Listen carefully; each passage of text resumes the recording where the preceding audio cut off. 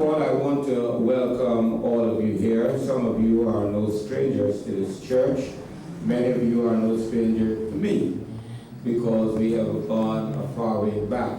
But I want to welcome you here. This is a first for us, and I think it's a good sign when we can have someone, a native of our country, who has spent time, energy, and I will say a lot of love and research to bring to us things that are needed to help us to understand, one, more about our native Guyana and possibilities that lies within our country, as well as what we possibly can do, not only to help our country, but to help ourselves.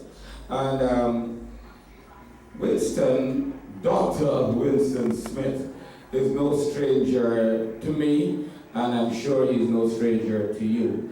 What he has to say may be not strange, but very informative. And so, without any further ado, I would like to introduce to you and let him do the speaking, we do the listening, and I'm sure the conclusion of all of this, we will leave here more informed than we arrived. So would you please help me welcome my good friend, former general manager, as I said, and a very good friend of mine, Dr. Winston Smith.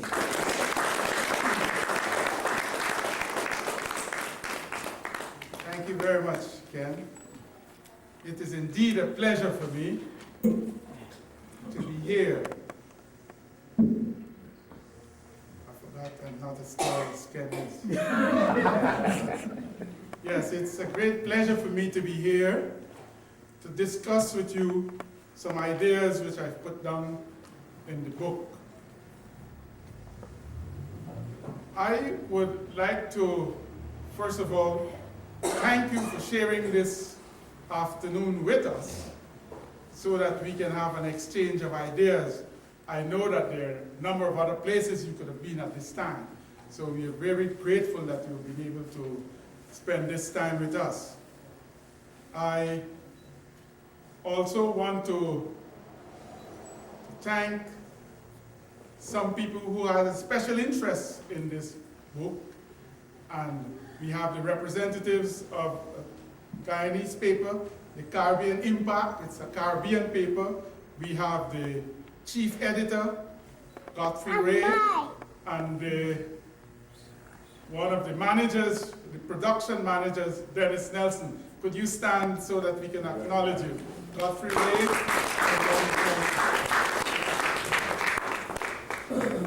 And the person who had the last say in the book, Professor Leigh Watkins. Could you stand and let's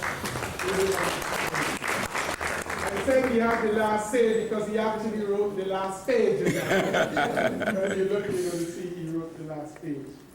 Now let's talk about the circumstances that caused me to put this book together. About 2 years ago, I read in the Guyanese paper, or perhaps on the internet, that the Guyana government was planning to borrow over $100 million to expand the sugar industry. And I thought that with an industry in such trouble, why would we want to spend, that's the equivalent of about 20 billion Guyana dollars. Why would we want to spend that amount of money? And then I decided I'm going to do some research and find out. I did undertake that research, produced a fairly lengthy paper because it was published about a year ago. The first article was published about a year ago in the Caribbean Impact. And a number of friends called and said, well, you know, we read that article and we would like to get copies of it. And I had to make copies and send it. Shortly after, I read another article about the United States dumping rice on the Jamaican market. And I said, but why do we have such a problem? CARICOM is there to take care of such problem. Why do we have the US dumping rice on the Jamaican market? Well, let me explain a little, just for a little. Dumping in the economic sense simply means, not like dumping garbage on the side of the road, it means selling a product in another country at a price cheaper than it costs to produce. That's what dumping is in economics. So if a country is dumping its product, it is selling that product at a price cheaper than it costs to produce. Some of us might ask, well, why would a country want to do that? Why would it cost the US $100 a bag to produce rice and then turn around and sell that rice for $60 to Jamaica? Well, there are sometimes very surreptitious reasons for doing some of it. It's not that they like the Jamaicans. What this strategy does is that it kills your local industry over a period of time, and that is the idea they have in mind.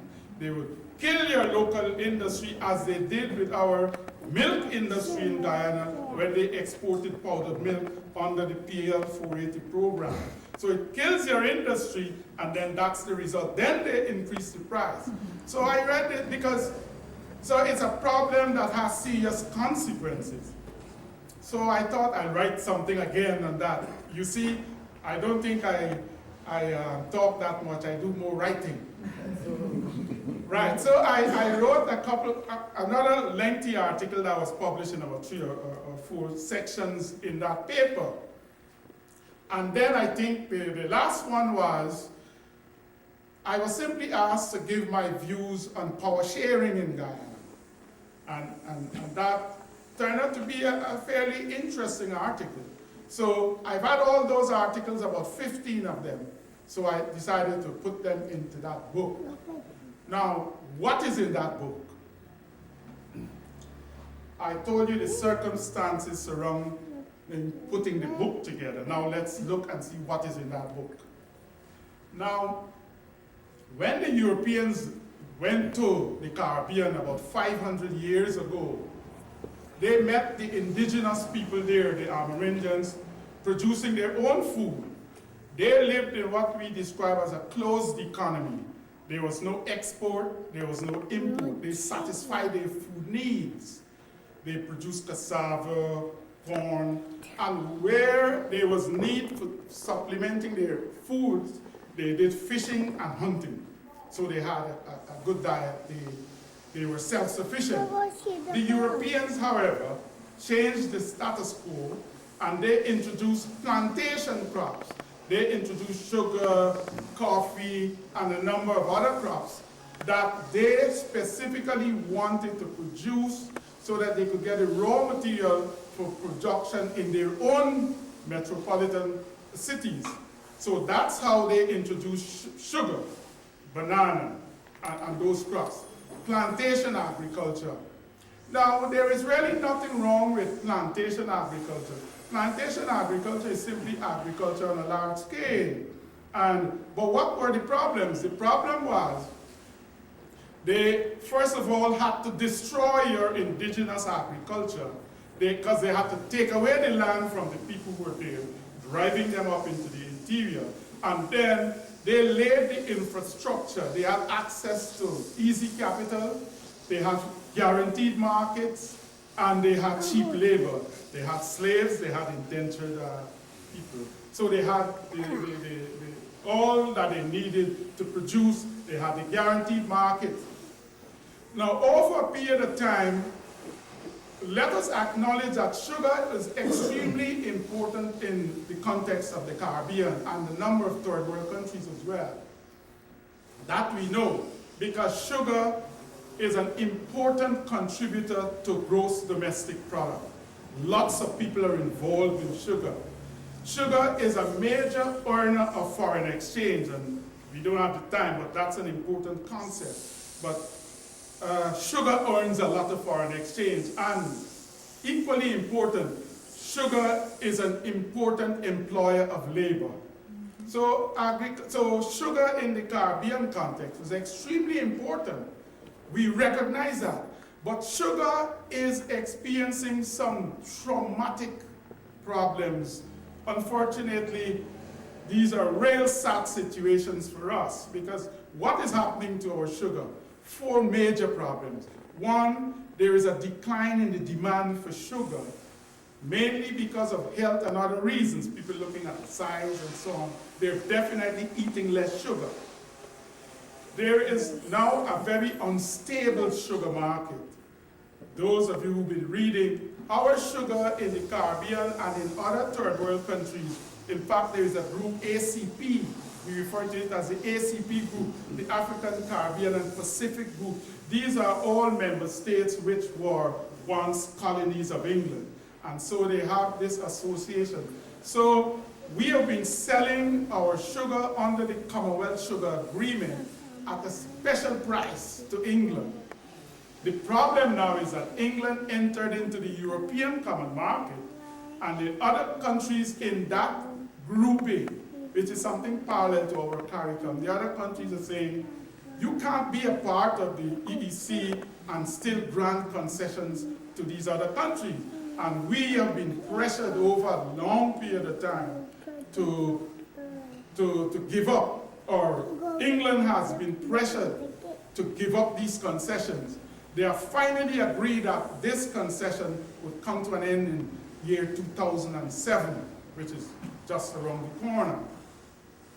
The two other important problems with sugar is that we are a high-cost producer of sugar. It costs about 11 cents US to produce a pound of sugar it costs about 20 cents to produce a pound of sugar US in Guyana. The other member states producing sugar, Belize, Trinidad, Barbados, Jamaica, and St. Kitts. Except for Belize, those prices range between 25 and 35 cents per pound. Belize that's British Honduras, the former British. It's the only CARICOM country producing sugar at about 11 cents a pound, fairly cheap. Now, we would produce and sell that sugar at 20 cents to the European community, to England in particular. We also have special concessions for sugar from the US. The US pays us some extra for our sugar, as well as Portugal pays some extra for the sugar. Now, perhaps the more frightening thing about sugar is the challenges which the commodity itself attracts. When they started to produce sugar in the Caribbean, there was only one sugar, one sucrose. Sugar was only produced by either through sugar cane or sugar beet. Now there are quite a number of other crops that challenge, particularly the HFCS, the high fructose corn syrup, that's one. And perhaps the most deadly is one I read of about 2 years ago, neotame. Neotame is a synthetic sugar that is said to be 7,000 to 10,000 times sweeter than sugar. And that's no exaggeration. 7,000 to 10,000 times sweeter than sugar. Could you imagine what will happen where we used to use a cup of sugar? One little grain of neotame. And worse, a Canadian government, a Canadian company and an American company have less than a year ago decided that they're going to set up a factory to produce that product in St. Vincent. Of all the places, in St. Vincent. Now, you know what that will do for sugar. So when I read that the Guyana government is going to be spending all this money to expand sugarcane production in Skeld and Berbice, I had to make the point.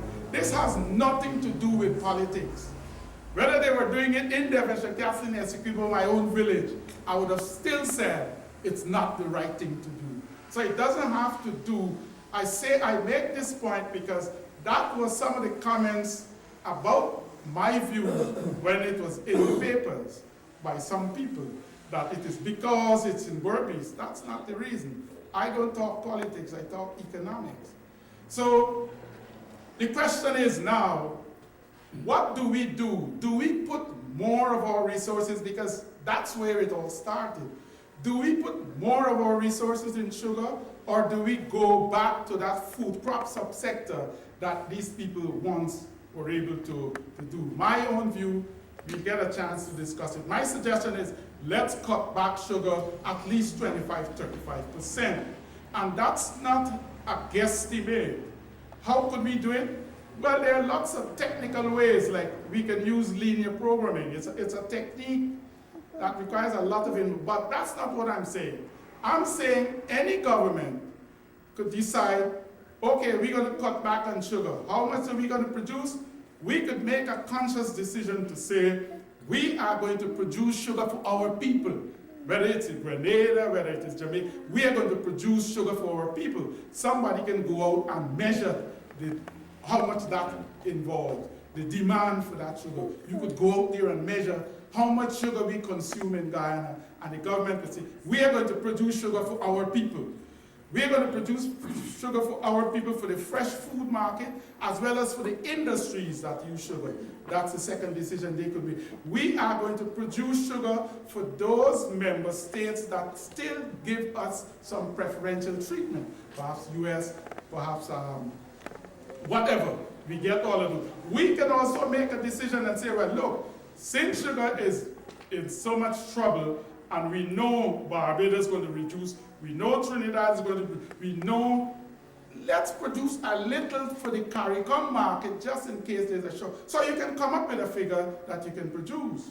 And this is what I'm saying, cut back on the production of sugar. And the other two things we can do with sugar is let us make use of the waste product of the sugar industry.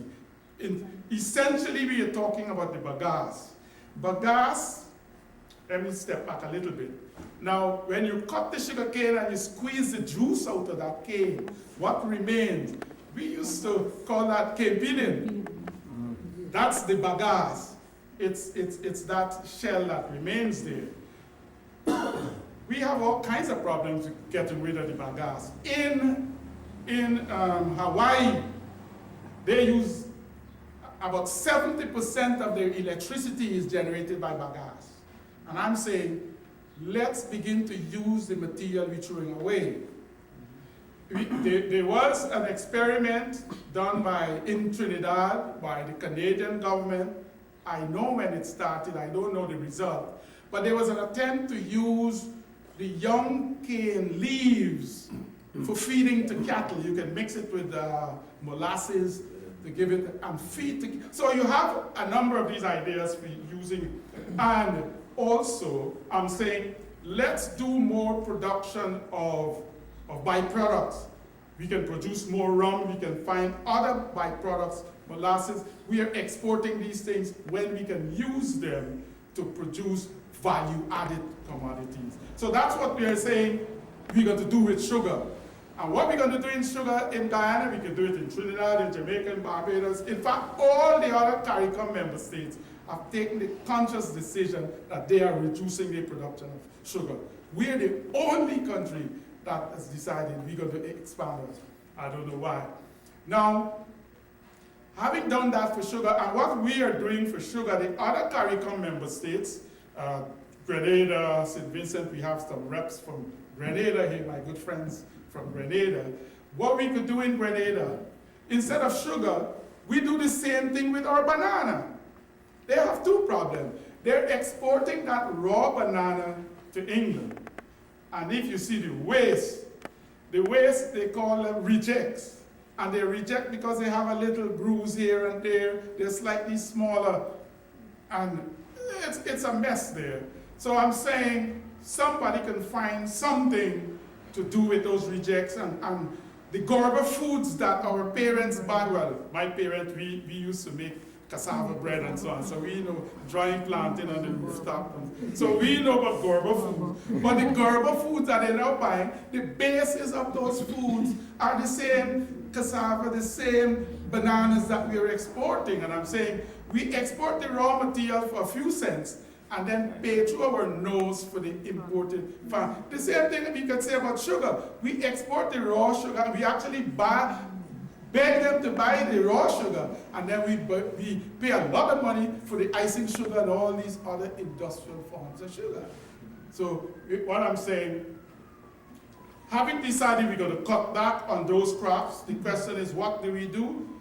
A study was done in the early 80s by a group of experts where they've identified, very extensive study, they've identified a range of crops that can grow in all these member states. So in Guyana, there's a list of crops, and we don't need a list. We are growing the things we can grow. The difference, I'm saying, is the emphasis we put on those crops. And let's take one of them only, coconut, as I dealt with it. Now, today, when we grow coconut in the Caribbean, and it's all through the Caribbean, when we grow coconut in Guyana, 90% of that coconut is for making copra, for making oil. But if you start with the fruit, as I've indicated in the book, if you start with the fruit, what about the coconut water? You can bottle that water, or you can can that. We buy coconut water. I buy it to chase with sometimes. I Chase what? So that's the first thing you can do, coconut water. Now you're going to the kernel, you're going to the fruit itself. We use that for making copra. Now you know the old time coconigreator? We used to have the coconigreator and we squeeze out the oil. In America you could, sorry, not the milk. You could go and buy that milk in the tin in America. So I'm saying, and we grow in the coconut. We grow in the coconut, but you're buying the milk from America. Now, you could make soap. Oh, there's a long list of things you can make from that flesh. Desiccated coconut. You know, we used to get some nice sugar cake and you got little nice things put on the top. That's desiccated coconuts you can put there. So there are lots of uses. That's the kernel. Let's now go down to that hard shell that you take the hammer to burst. That shell, you could make earring with that. You could make ornaments. Lots, we do make. But there are lots of shells that we throw away too. So I'm saying, we need to do that. Now you take the coconut before it is peeled, that husk. The correct name is the core. We take that core and we could make mats. We could make rope.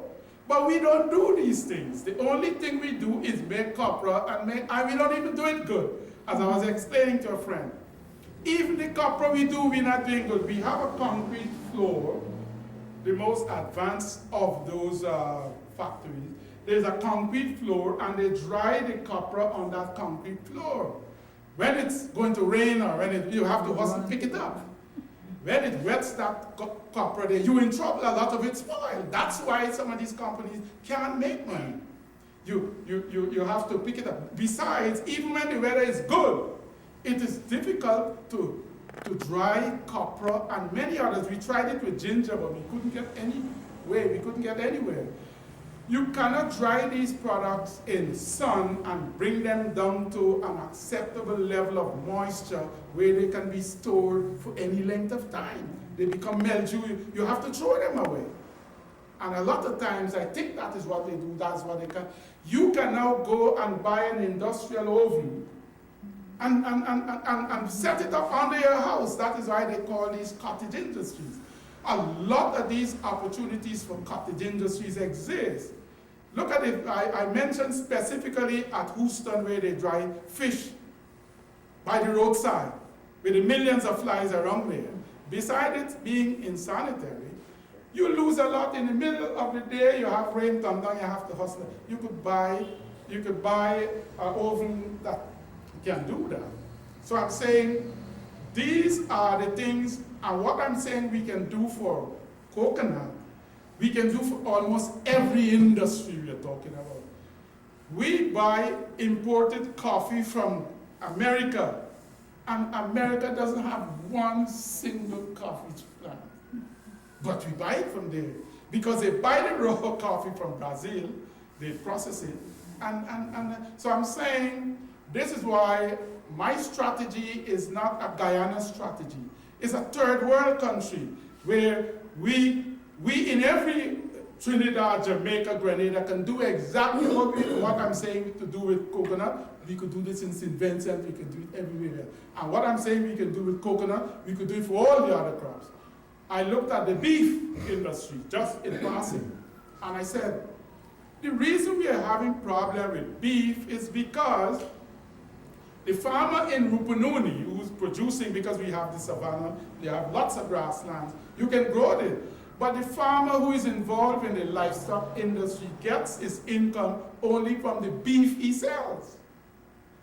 When he goes to that slaughterhouse, the blood is thrown away. It is thrown away, and we can use that blood for blood pudding.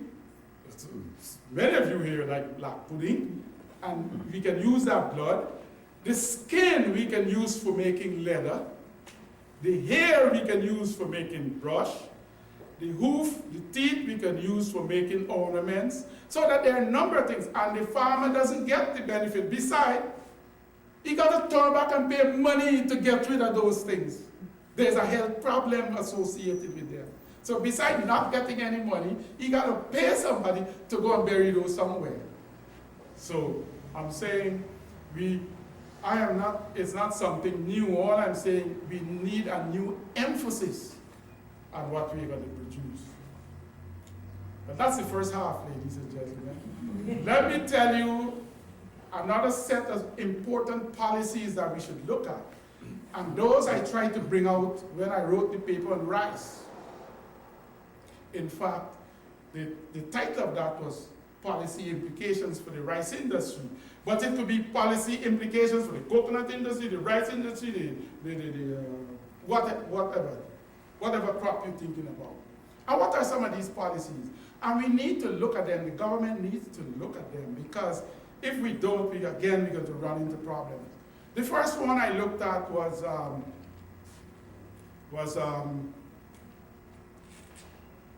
marketing. Right? Now, when I read that article about the U.S. dumping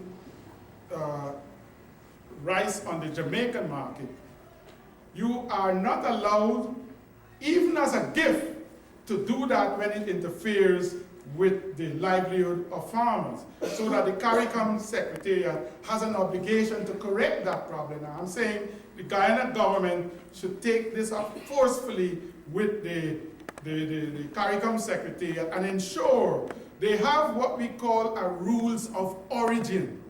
Every item that sells in the Caribbean must, let me separate it out. One half of it said that item must originate in the Caribbean.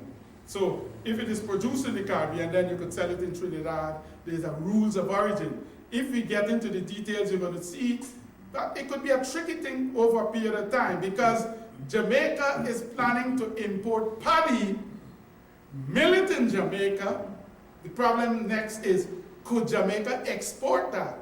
Because if you say your rules of origin is based on a percentage, and if that paddy is cheaper when you buy it than it costs to process it in Jamaica, then it becomes a Jamaican product. Although Jamaica might be importing it from Brazil. So the rules of origin is sometimes not simple, but the CARICOM Secretariat needs to deal with that. It's not a Guyana problem. Here is a Guyana problem. A farmer wants a loan to plant corn, coconut, whatever.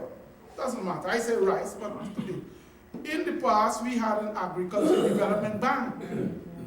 There's no more an agricultural development bank, and the question is, why not? A regular commercial bank cannot give loans to farmers for many reasons. One, the people are not trained in agriculture. If a man said, look, I have a problem, I got to buy some gramoxone, the guy said, what? I need something. And more importantly, when that farmer takes a loan, I said, Conrad Smith, I'm going to buy seed paddy. How you know you're going to buy seed paddy? How you know you're going to buy this seed paddy? How you know you're going to buy this zinc sheet for his pen? So you got to get somebody who is trained in this area